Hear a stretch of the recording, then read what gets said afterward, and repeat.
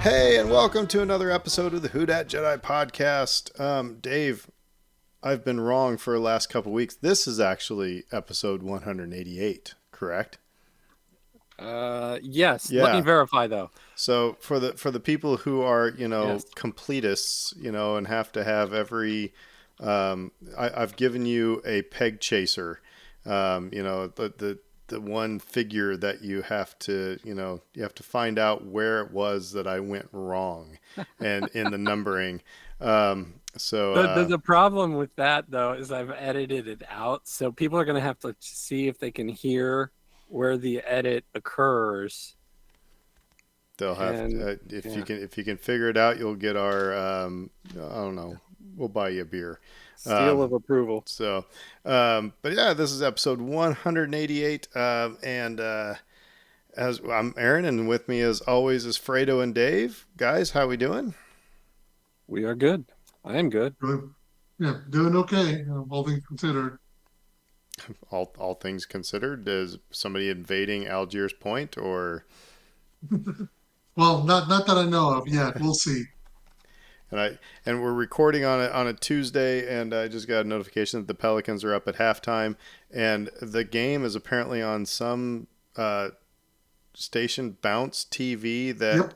you have to have like regular old cable, and if you have like any like YouTube TV or AT&T or any of this or Direct TV, you can't watch the game.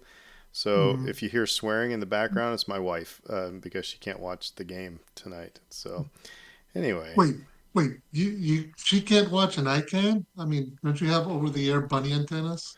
well, I asked about that, but she said no, I've got other stuff I need to do. So that I just been married almost 28 years. I know when to walk away. So so she's following it on. She's got the Pelicans app, so it's all good. But we also have a special guest tonight. This is going to be a fun episode.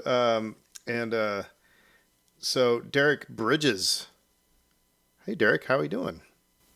Hey y'all, nice to meet y'all in person, sort of. And we're gonna be diving into. Derek has is a filmmaker and is the director of a film, The Man in the Red Beret. We're going to find out what that's about. We're going to ask him some Star Wars questions. Of course, we're going to rope him into Star Wars trivia as best we can. So, yeah, so let's just get right into the trivia, because there's not a whole lot of hubbub to talk about. We could talk about some weird Saints news, but there's really nothing there. So, yeah, let's just dive right into the Star Wars trivia. Again, Derek, this is episodes 1 through 6. It is from the Trivial Pursuit DVD Star Wars Saga Edition. Dave's kids have beaten us. So, like I said, it's very low stress. And so I will start with Dave. You get the first question. What character, a bit unsteady on his feet, observes, quote, "I'm not sure this floor is entirely stable"? That's C3PO. You didn't let me repeat it for dramatic effect. Gee whiz. Man. Teacher, call on me, Hermione Granger. Okay. It is C3PO. Yes, that is correct. Very good. Very good. I'm a little ornery mood right now. One of the rare occasions in which my brain fired off the answer quickly. Yes. Right on. Fredo, to you. Mm-hmm. Who describes Luke Skywalker as too old? You want to read that one again? For dramatic effect. Who describes Luke Skywalker as too old? That would be the one and only Master Yoda. It is Yoda. It is Yoda. All right. So, Derek, I'm going to ask you a couple questions, though. This is not a trivia question. Favorite Star Wars movie? I would say the first one. A New Hope. Okay, so episode 4. Cool. Episode 4, yeah, you started with 4, right? Yeah. Yeah, right on. Okay. And you've probably seen that one the most? Yes. All right, cool. So, to you, here is your question, and we're going to give you, since you didn't know you were being roped into this, you can have a phone a friend, but I think you should be able to get this. Who tries to lock down a loose stabilizer during the first Death Star battle? For dramatic effect. Repeat the question for me there. You bet. Who tries to lock down a loose stabilizer during the first Death Star battle? So we'll give you a clue. Not human. R2D2. Bingo. There you go. Absolutely. Oh, it was R2D2. Yes. Got it. All right. Wow. And possible. to me, the first one I see here, who earns Yoda's praise? Fought well you have, my old Padawan. Who earns Yoda's praise? Fought well you have, my old Padawan. And that was Count Dooku or Darth Tyrannus. Yes. Bing, bing, bing. All right. Brains are all warmed up for Star Wars. Looks like what? Fredo, we got... That was... What's that? I'm sorry, Derek? That's 3 in a row that's people have gotten it correct, right? Mm-hmm. Yeah. I mean, it's kind of... sometimes we get these like obscure... sometimes you get real big softball questions, but then you get these obscure, like I've said before, like what's the name of the third Star Destroyer seen in Empire Strikes Back? So it gets a little hairy from time to time. And like I said, though, Dave's kids has beaten us before. So Fredo, we got looks like one little bit of news here. Yeah, just mention right quick that the SAG Awards are on, I believe, this Sunday, and we gotta extend congratulations to Din Djarin himself, Pedro Pascal, who won the SAG award for Best Actor in a drama series, which was his role in The Last of Us. Which, if you haven't seen his acceptance speech, go look it up. It's all over social media. He wasn't expecting to win it, so he's like got his tuxedo coat off, his vest off, tie off. He's just in a white shirt. He's been drinking, and he clearly was not expecting to get up on that stage. And it's like, and he even says, "I'm a little drunk. I thought I could get drunk. I'm making a fool of myself. But thank you so much." So, it's recognition. Look, Star Wars was there first with giving him a lead, and now everybody's caught on to the Pedro train, so to speak. Cool. Yeah, otherwise, things are kind of slow news-wise in Star Wars land. So, I guess, Dave, I'm going to toss it to you. Why don't we give a better formal introduction to our guest here? And Sure. So Derek and I have known each other forever. Just actually a couple of years now. We worked together at Tulane, and we kept hearing, he'd come into work and he'd talk about this movie that he'd done and that he was working on, and that it just came up as a topic of conversation several times. And this mysterious movie, this filmmaker in our midst, and then eventually, he said, "I've got it." Basically, you're always tinkering.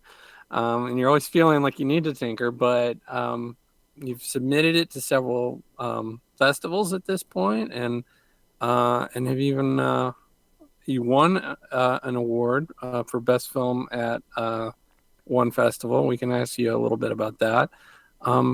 But yeah, The Man in the Red Beret. I'd love to know just like the shorthand version of how you would describe this movie to anybody who's yet to see it and is listening to this and might be interested in checking out what a local filmmaker here in New Orleans created.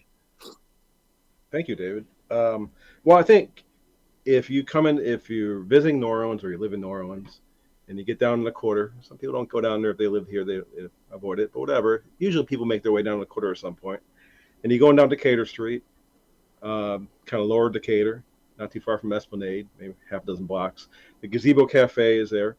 And right on the sidewalk near Gazebo Cafe and Southern Candy Makers and across the street from Cafe Spiza's, is Jude Akers and his World Chess Table, and he set up in roughly that spot since 1982, and he plays people for $5 he plays chess games with people for $5 a game, and he's been doing that. So when he first started, it was like $3 a game. He's moved up to $5. So, yeah, and so Jude, as I said, he's a landmark there. Everyone knows the guy with the Red Beret and the chess sets set up down there, and they've seen him for years. May not know much about him. A lot of people have played him, so you run into stories in surprising places sometimes with people who have Jude stories. But anyway, I first came into learning about Jude was I'd moved to New Orleans in 1998. I've been working. I was working at the library at Loyola University, and you would come in late at night and use the computers there. There were like a half dozen public computers, and I go around later on and see be playing games of chess, writing things, emails, and so forth. Anyway, and I think it was 2000, the Oxford American magazine published a cover story about Jude, and got into a lot of his backstory, getting into how he was when he was at LSU, he played Bobby Fischer when Bobby Fischer came through Baton Rouge, New Orleans, and they hung out all weekend together. And then later on, he went to San Francisco, living in Haight-Ashbury, like 68, meeting Janis Joplin, a bunch of other music folks, and he then in the 70s when Bobby Fischer won a world championship in chess, there was a chess boom, and Jude toured the country giving chess exhibitions. So I read that article. I was just getting into photography at the time. I'd gone to graduate school for creative writing, but then I got married, had a kid, and needed to get health insurance, and so I wasn't making a living as a writer, and so that's why I started working in the libraries. And later on, as I was at Loyola, I got a job as an academic counselor, which I did for a very long time. And so these were kind of honorable day jobs. And so at night, I got into photography, and then Jude, I meet him in 2000. I took some pictures of him, and in fact, I gave him a nice fiber print, really like 11 by 17 print, black and white print of him in an exhibition. He's like, "Oh, this is amazing! Millions of people are going to see this photo, and you're going to get a check in the mail." And lo and behold, I did get a $100 check in the mail a few weeks later, and it was on his website, the judeakers.com, way back then. Someone who's no longer with us had that website for him. And so that's 2000. So I did the pictures for a bit, and then I just, I kind of drifted away. And maybe about a decade later, I kind of was getting back into writing again, and I started this website called b2l2.com. And I had a bunch of friends, folks like you, journalists, unemployed journalists, artists, academics, people who want to do things in media, and they all contributed to my website. And so to kind of like encourage that endeavor, I was thinking about what can I do a really big deep dive on and write about, and then Jude Akers came to mind again. And so this is like 2011. So I knew him, 10, 11 years at that point. And I wrote a really big article about him. I spent time down at Cafe du Monde, and recorded several hours of conversation, transcribed it all, wrote a big article about him, and it was fun. It was like people liked it, and Jude had a blast with it. If you've seen the movie, you know how Jude is a very enthusiastic fellow, and loves promotion. And so anyways, and at the same time when I published that article, I bought the URL to judeakers.com, because the original owner of that, guy named Paul Reifsnyder, interesting aside, Jude described him as a sort of super pilot, airline pilot, where he can go on any flight, and if he deems the pilot unworthy, he could pull him off the plane and not allow him to fly again. I don't know how these people, apparently they're among us. Anyway, so Paul Reifsnyder, he died in a hang gliding accident in Hawaii, in fact. So these are kind of asides you get from Jude, these backstories. So that guy died, lost the URL. I bought the URL, put up judeakers.com, wrote the article, and my friend Trey DeArc said, "Hey, by then I was shooting with a digital Canon Rebel, camera, and he was saying, people are using DSLR cameras to make movies. You got a great story. We should make a documentary about Jude. So Trey and I started making it, and I'm going into all this detail, but it's like kind of the nature of this thing since it's going on for so long. I kind of feel like I have to kind of wrap you through the story. But at any rate, so that's how I started making the documentary 12 years ago. Well, it's clearly a labor of love, right? Like, Yeah. it just kept going. Like there were all just getting to the point of inspiration to make the movie itself. You're talking like decades. Right. There's a And lot of so, time that went into that. Yeah. and then the making of the movie, it took you a long time to get over the finish line, because you were talking like 2011, with some of the website stuff. And so, I guess the question, that I would follow up with would be like, what inspired you to ultimately just see it through and finish it? Like, because I imagine it was Well, just so okay. much work. Well, I mentioned my honorable day jobs as in a library or an academic counselor and so forth, and those were all fine and good. But I went to grad school to be a writer. I wanted to do creative work. I wanted to make stuff, and so that wasn't scratching out an itch. And so I saw this documentary as a means to get out of that life and then something closer to the creative life I'd hoped for myself. And so that's really what drove me to keep pushing it through. You know, the point where things kind of shift for me, though, I think, is like during the pandemic. I was working at another local university, and I had a job that didn't require me to do a whole lot because there wasn't a whole lot happening on the campus, and I was working from home, and so I had a lot of time. While meeting my job obligations, mind you, I had a lot of time to edit video. And so that's when I really started digging into the editing. I think I'd always been intimidated by editing, and I always thought someone else was going to be editor of the movie. So when I started having that much more time to throw into editing, and I had all that material to work with, um, that's when I finally had the sort of revelation, like, oh my gosh, when you put this stuff together, it's a lot like writing. It's just shifting to try this next to that, and wow, that works. You have the other visual dimension, of course, and then you have the audio stuff you could do. But there's a lot of a similarity to the process of writing, I think, at least editing.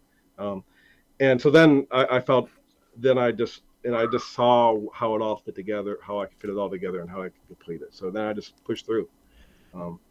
And so, and David mentioned that we work together. So the job I have over there, Tulane, I'm a videographer. So that is the kind of culmination of making that sort of pivot into something else.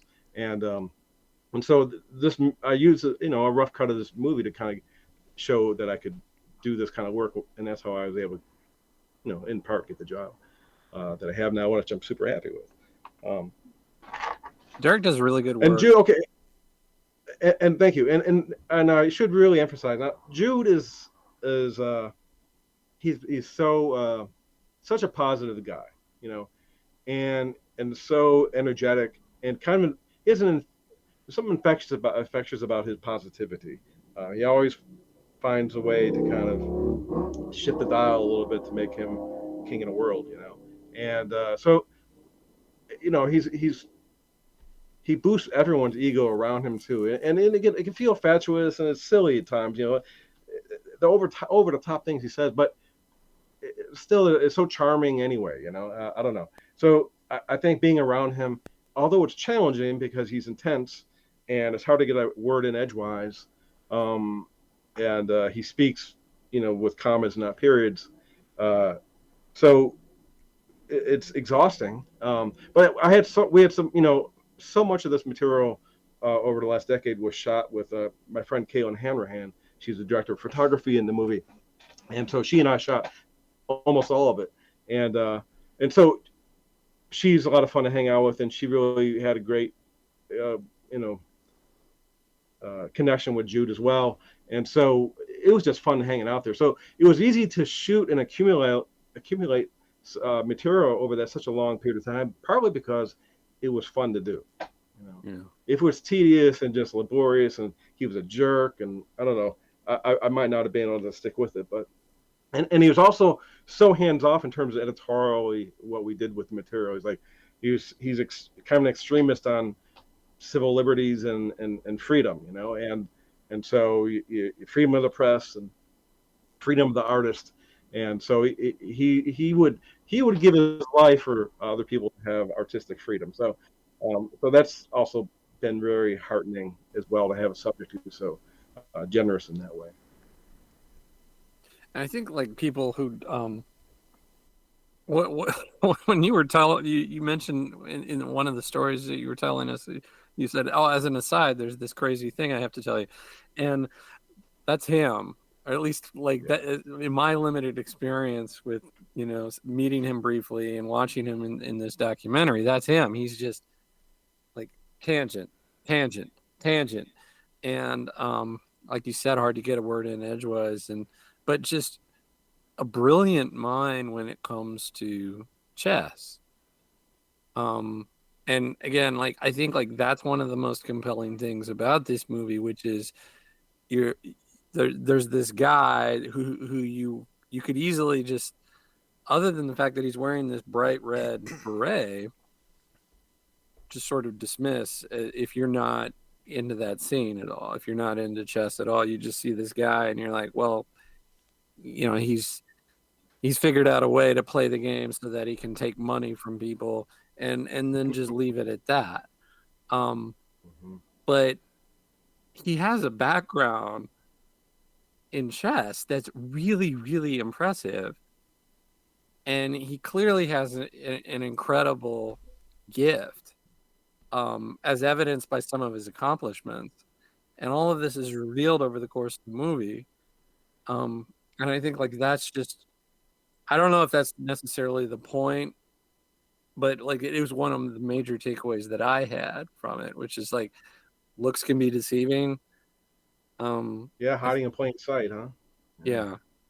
Um, So I have a question, kind of actually coming from 30,000 feet. Is Derek? Is this the first? This is the first movie Yeah, you've created, correct?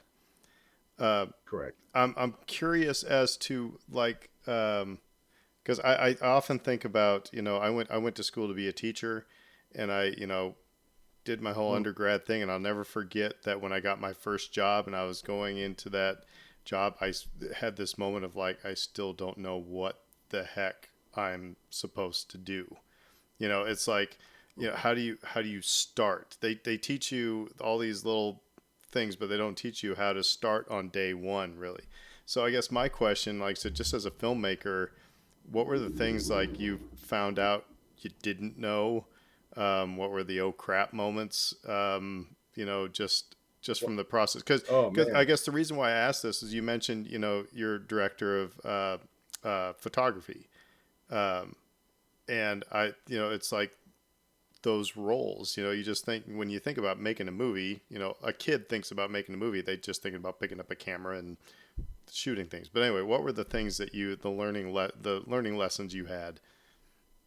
I think I'm much closer to a kid than you might imagine in terms of like when this started. Yeah, I didn't really know. I knew how to use a camera as a still camera. I taken photography classes. I developed film, back still darkroom, all that.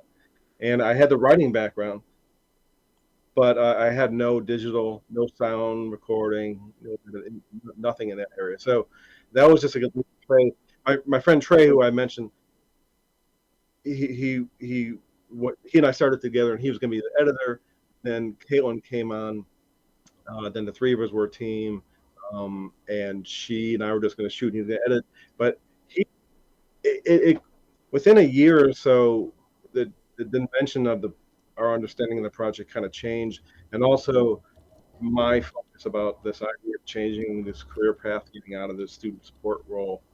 So to get back to your question, so I really didn't know in terms of like whole holy cow, how do I do this kind of stuff? It was like I started off with a digital rebel camera with an on camera mic, a Rode mic, kind of mic, and that was all fine and good. And some of the footage made it into the documentary, not a lot.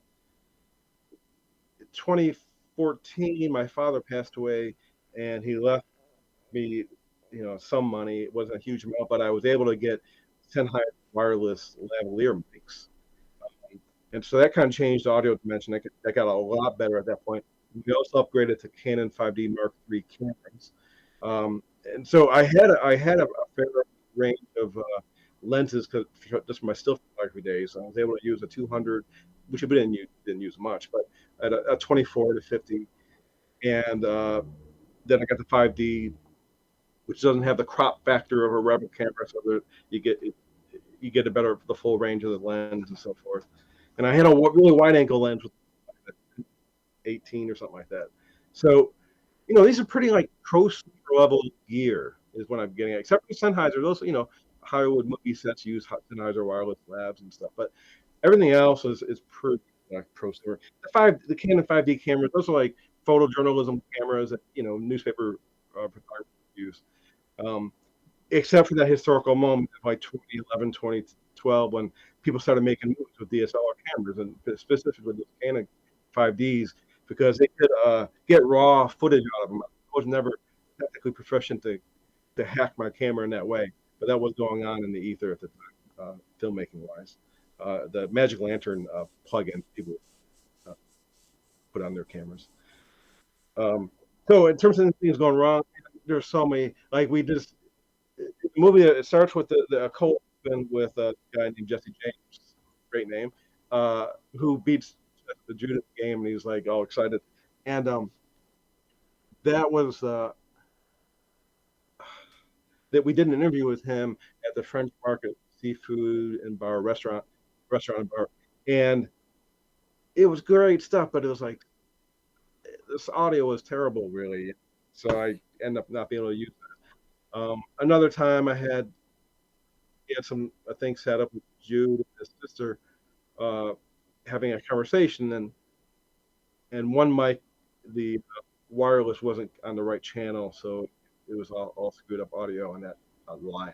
So there are things that happen is kind of make you stab yourself in the heart or in the eye and make you want to just stop doing any of it. But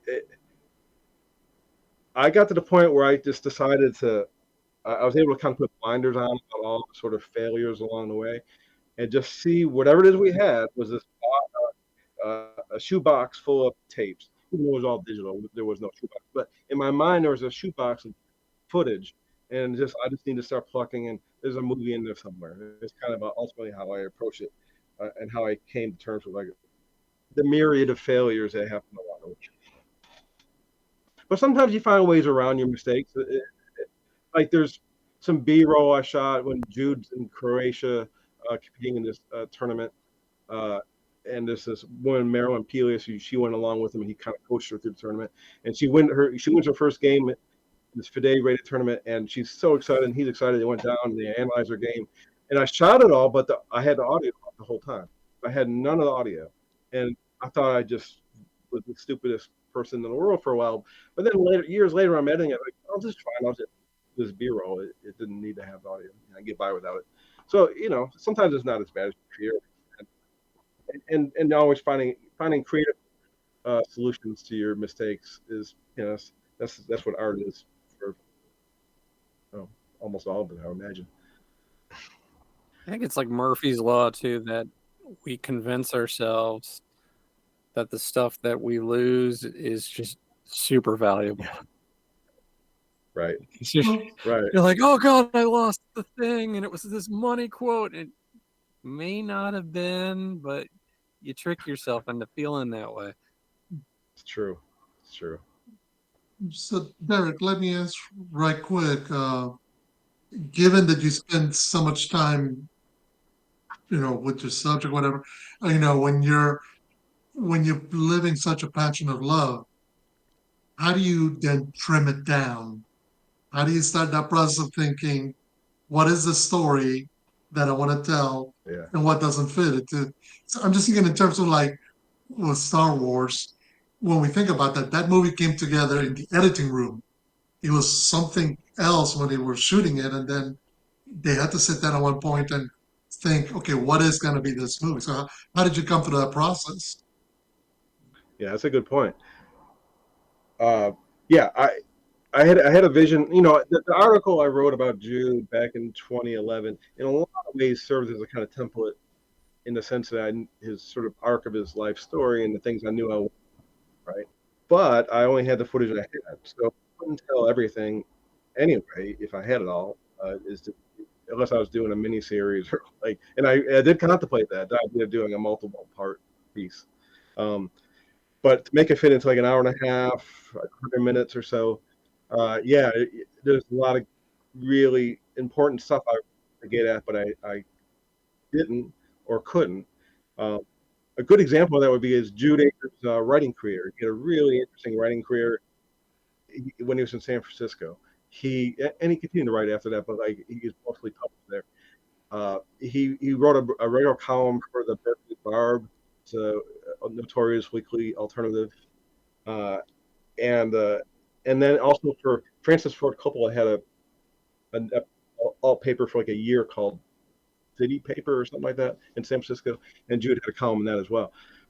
And these columns were like bonkers, just crazy stories of his travels across the country on his sex institutions, but stories about Janis Joplin and holding her purse full of thousands of dollars and all that, being at a prison when a riot happened, just being at a diner and fighting some guy to defend a couple, just really over the top stuff.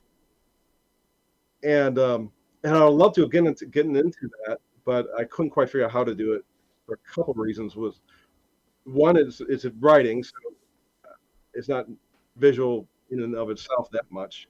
I did record him reading columns, and we had that footage, and maybe I'll revisit it in some fashion at some point. But that wasn't. But also to make it, I don't know. I couldn't get to San Francisco either to shoot B-roll of any of this kind of scenery that he was describing. Um, anyway, so there's like it's a big hole in terms of the documentary. I feel in terms of the comprehensive story of Jude Akers. In a way, I thought it'd be really good an animated piece. I think a lot of that stuff was so because he's like the only source in a lot of these stories, right? So it's not like you can check these. And there are people who differ with his renditions of certain events. I'll put it that way.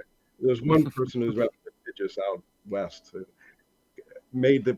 There's a guy who in the movie called Kerry Lawless, who's a desk historian, and he has all of Jude's columns online.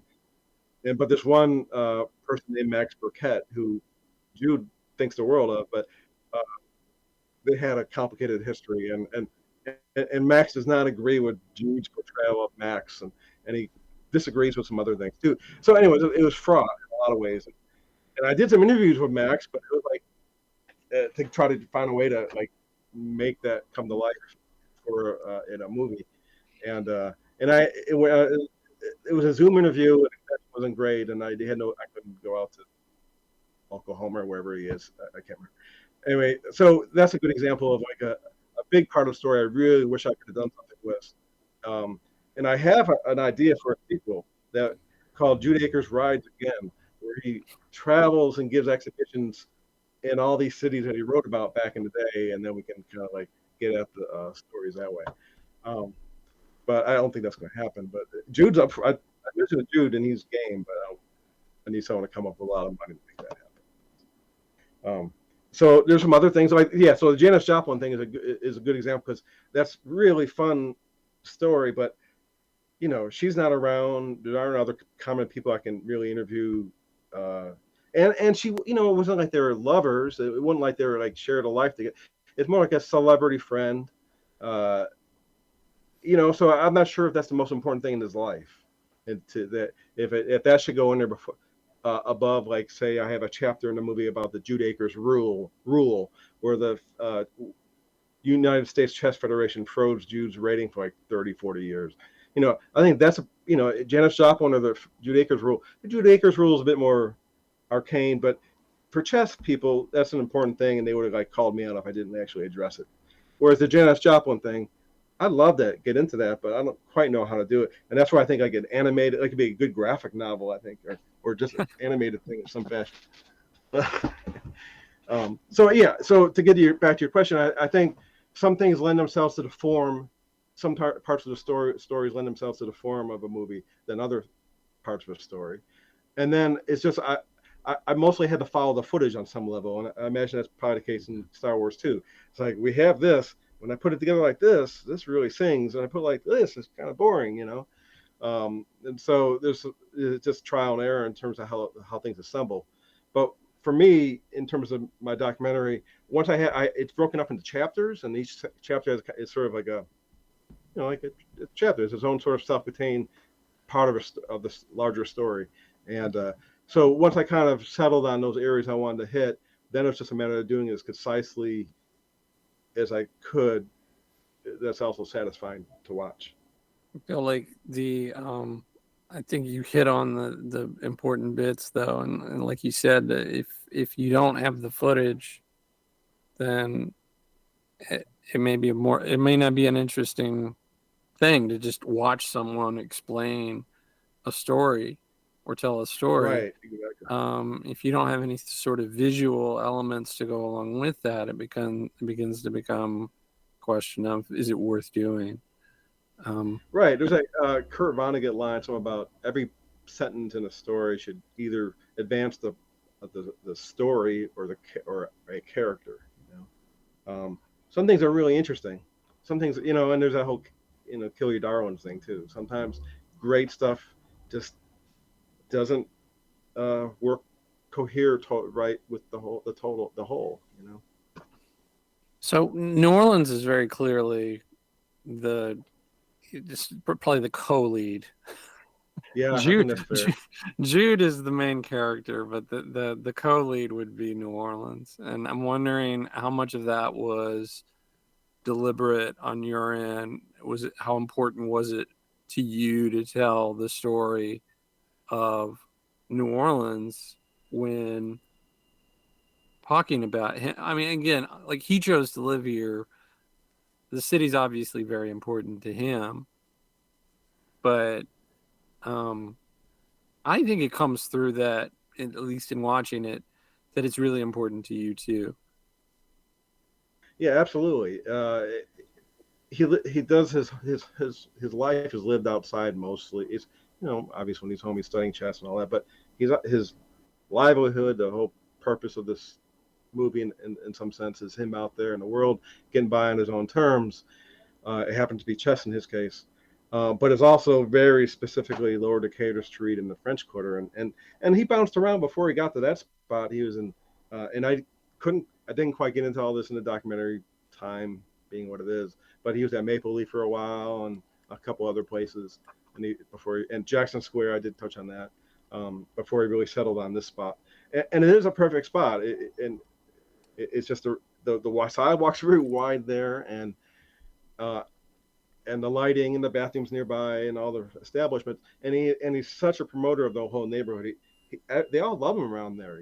You go to the Santa store over there, or the Cafe Spiza's, or French Market Restaurant and Bar, or Gazebo Cafe, Southern Candy Makers. They all love Jude Akers. The T-shirt shops, he goes to all of them. He makes a point of, like, he'll bring them gambits. He just talks them up. He's always bringing them tourists to different locations. Like, eat your chicken here if you're over, seafood restaurant over here. Um, and so that boosterism, it comes through with the neighborhood too. And so there's a lot of good vibes there. And the beginning of the documentary I always wanted to make but never quite could pull it off would be finding people who are just coming to the city kind of cold. Maybe they're just tourists, but they come upon Jude's table and they end up playing chess and have a great time with them. I love to be able to follow those folks from when they park, going down Decatur Street, and happening upon his table and just the initial banter and all that, and then hanging out for a couple hours, and some people may leaving him and coming back later on, and just following that whole story. I think that would have been a great intro to the movie in a way, because people come away with so many fond memories and experiences from Jude's table, whether they're local or tourists. The locals more so in a lot of ways, because they're returners, they're friends. They come back time and again, and he's so yes, to get back to your question, David, when we first in 2013, we'd started in 2012, 2013, we had a Kickstarter campaign, and we had to make a video to kind of like show people what we're trying to do. And Trey edited that, and there's one chapter in that called The Neighborhood. And so from the very beginning, that was something we always wanted to capture, is like the sort of like catch that lightning in a bottle of the French Quarter at its best. Um, and maybe at its worst here and there, but it try to catch the complexity and the richness of the place. And it's fun. I'm still a bit of a Midwestern tourist when it comes to the French Quarter. I haven't, that hasn't worn off totally for me yet. So we'll see. But so far so good. And I've spent so much time down there. Actually, after a while, I was starting to feel like I was becoming sort of like a French Quarter character myself. Well, just kind of lugging stuff around. That's a whole category of person, isn't it? I mean, like, and they're in your movie. I mean, not just Jude. There are other people that you highlight and profile that. I'm like, well, yeah, there's a quarter rat, or there's somebody that lives this existence. This is what they choose to do. They think this is the best place to be. Yeah, wanted to look like Nora. One of the people in the movie wanted to really look like New Orleans. Wanted to be, feel like you're there. Yeah, and if you're not from New Orleans, you don't realize the different dynamics of the quarter. You just think of the French Quarter as one big section, and you don't realize there's whole different dynamics, from the part where everybody's having the fluorescent drinks spiked with the cheap booze, and the back towards where it's more residential, where it's still somewhat bohemian in certain aspects. It's still very much a small knit community in there. Yeah, very walkable too. So Derek, who are your inspirations as a filmmaker, and maybe even as a documentarian? Werner Herzog, I'm a big fan of. Even in some ways, more his earlier work before he did. I mean, this documentary is all amazing, but they're so dependent on his quirky, weird presence on camera. I mean, he's such an amazing guy. But his earlier Fitzcarraldo, Klaus Kinski, who was a terrible human being as far as I understand it, but his Klaus Kinski movies were pretty amazing, and so I like those a lot. And I'm a big fan of Charlie Kaufman too, and he's not a documentary guy; he's a screenwriter, but he did Being John Malkovich and Adaptation, and a bunch of other ones. So he's someone I always want to see his work. And I love the Coen brothers. I'm not as far as documentaries I like. There's like the one about Winnebago Man. Have you ever seen the Winnebago Man documentary? Have you heard about that? Oh, yeah, y'all got to Google and just watch some YouTube clips. It's just really fun to watch. I'll give you a very short synopsis about it. I'll try to be very brief. The Winnebago company is making an industrial film to promote their latest model of a Winnebago out west in the heat somewhere in some desert. And so it's a small production company out there, and this main guy who's on camera and also the writer, producer of this whole thing, they have a lot of it was a tough production apparently, and so he screws up a lot and he cusses his head off, and gets very angry and loses his mind. Apparently, some of the people on the staff made a special edit of all of these sort of blow-ups by him, and this was like shared, like this was found footage that was like back in the 80s and 90s, was like people were sharing it, like tapes, and they got online. And so this filmmaker, this film professor, I think in Southwest University somewhere in Arizona or something like that, he was into found footage movies and all that, and so he's really into the Winnebago Man clips, and he finds the Winnebago Man and tells his story. So if you ever have a chance to watch it, that's a great movie. So that's and there's another I don't know if you can find this one out much anywhere, but it's called I Like to Eat Flies. I think it's called I Like to Eat Flies, and it's about this diner in New York, this mercurial dude who ran this incredible diner in New York, but he was mean to everyone, and so this guy's just following him around and telling his story. And the big thing I took away from that early on when I was making my documentary was, I think it was shot like on VHS tape, and the filmmaker, he's holding a lav mic in his hand, and he's like pointing it at the guy, and he's shooting, and you see his hand holding the lav mic at the guy, and I'm like, oh man, if he can get away with that, I should be okay, you know. So I took some solace from that one. Let's see, any other ones jump out? Yeah, the Coen brothers, and I love the Black Mirror series. So, you know, I like documentaries, but you know, I think at heart I like to do scripted stuff. So Star Wars. We're All trying right, to let's take think this of one. yeah, we were trying to think of a connection. First of all, I got okay. You got you something. you, All right. you like the old you say you like the original movie the best, or at least that's the one that's you've seen the most and is the one for you. For the record, that's my favorite too. So that's not like a cop out answer. Okay. All right. Um, George Lucas, any admiration there? You know, I'm not. Okay, 1977. I'm like 11 years old. Mhm. Star Wars comes out. I'm you know, saw it like everyone else. Had a great time. But the movie that really got me that summer was Close Encounters of the Third Kind. Right? They came out the same year. And so, being 11 years old, in my mind, I kind of got like I'm on the Close Encounters team. I'm not on Star Wars team. You know, I don't know why that became it got in my head that I kind of formulated that way. Um, I had like a Star Wars comic book. I remember reading that and enjoying that. It was like oversized. I wish I kept it.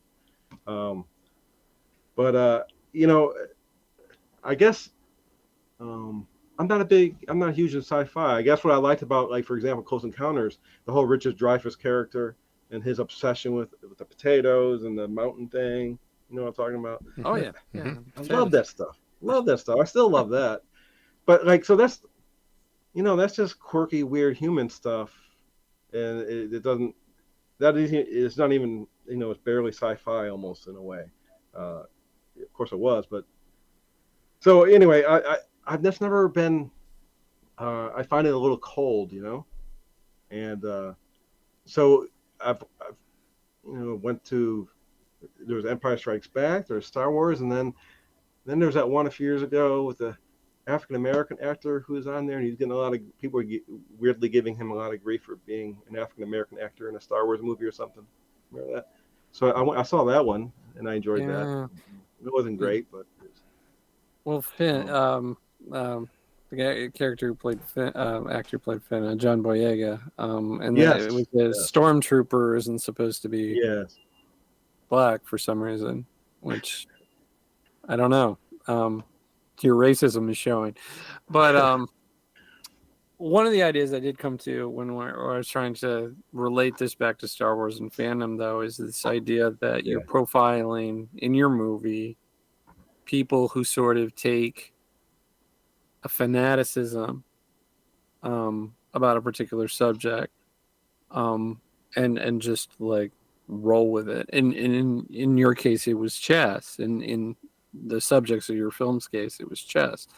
mm. Um, I'm wondering, did you learn anything over the process of talking to Jude, not just Jude, but some of the other people who like the people he took under his wing, for example, and um, this No, I find pursuit, yeah, yeah. they're devoting their life to this pursuit that isn't necessarily going to be lucrative for them. And I'm wondering if like there were any sort of takeaways that you had from that. Yeah, I think it's fascinating, you know, the dedication, the obsession, um, the insecurity even of it is like because it built into it is losing, right? And that's psychologically that's an interesting thing. I think that you win and you lose, and I think that's what makes chess also interesting. It's really ripe for metaphor and a lot too. Like Jude will emphasize, you know, so, touch move, right? You touch a move, you touch a piece, you have to move it. If you step in front of a bus, you don't get to take back your move. The bus hits you. Um, and so I love that people can weave that the game's complex enough to weave through people's life experiences in that way, where they can see it in everywhere they turn. And so I think there's probably I know that's the case with people who are into Star Wars and stuff. The complexity, any fandom is like that. The complexity in which people in their sort of narrow scope that they go, how deep they go in the stuff is amazing. It's the extraordinary amount of headspace and ability and and drive to do that. Chess, you have you know, there's the whole win and lose thing. So like for example, I'm fascinated by watching some. Every so often, I'll watch some Twitch episodes or series or whatever with Nakamura, the grandmaster, chess grandmaster, who visited New Orleans last year, by the way. Hikaru Nakamura, who is just watching. There's this guy in Europe who won some talent contest called Ray Enigma, and he'll wear this like bodysuit and there's like all these sort of circles and just like you couldn't tell who it was, and he would play and it's Europe, so chess matters, and so like this guy was like a finalist in some America's got Europe talent contest, and the final performance was a game against Karpov, a former world champion but much older now. Anyway, so I was watching Nakamura watch this game and just clicking through it. And every move the guy would make, he's like, oh, yeah, he's like a 2,500 player. Oh, no, he's like 23, 24. The way he was analyzing this guy's ability with every single move, and it's like really fast game. That's just astounding to me that the complexity and how effortless it is for folks who are really gifted in that area. So as far as now, it's interesting now. Like that's another thing that's fun about Jude in terms of chess, because he spans the whole gamut. He's this person on the street who any stranger can come up to and play. And he's accessible way more than other chess players of his ability tend to be. Usually, people who are as good at chess as Jude, they're just entering tournaments, against other high elite, very strong players. So most people don't have access to them unless they play some public exhibition for them. But Jude also goes to those big exhibitions, in Europe and so forth sometimes. And so it was fun to see him in that space. And you're talking about these are really intense folks. Their whole life they've spent perfecting their ability at playing this game. 70-year-old, 80-year-old men and a few women.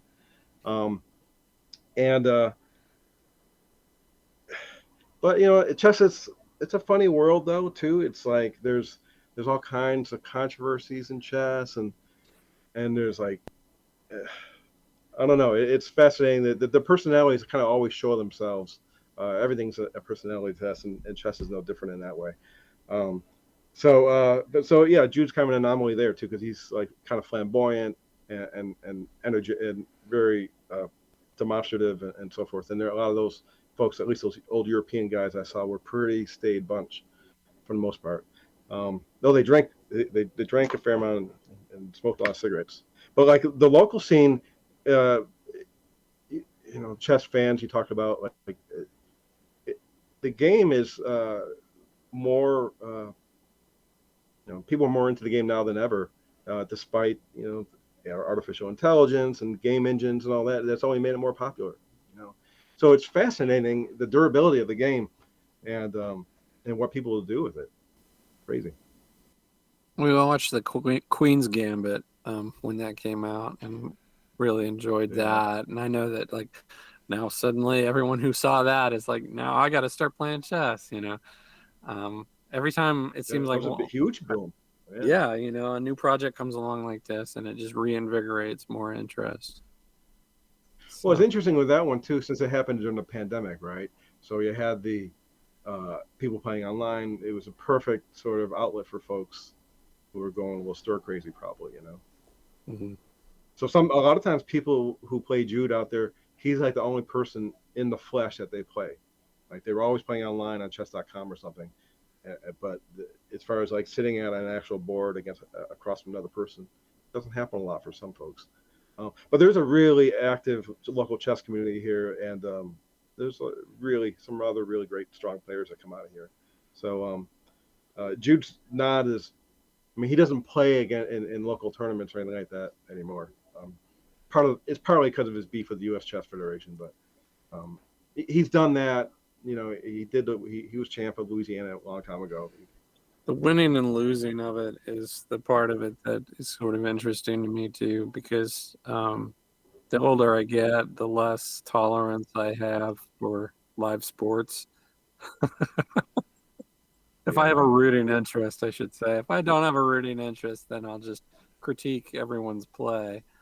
Um, but if I have a rooting interest, I can get pretty agitated because most days you got a 50-50 shot, and in the professional ranks, either a little bit above or a little bit below that mark. At the college level, like again, the percentages can vary even more than that. Um, but like I gotta think for somebody like Jude to expose himself to all manner of player, as good as he was, it makes me think, well, he knew he would win. And that Yeah, had to have been some comfort. yeah, he mows most people over. Yeah, absolutely. Yeah. Yeah. And if someone does beat him, he's like, all right, let's play another game. And then he recalibrates and usually beats him after that. But yeah, the win loss thing is fascinating. And that's why I wanted to start the documentary like with Jude losing, because that's such a, like, let's be adults here. All chess players lose, right? Carlsen loses games sometimes. And no one's as close to, Nakamura loses games often to Carlsen.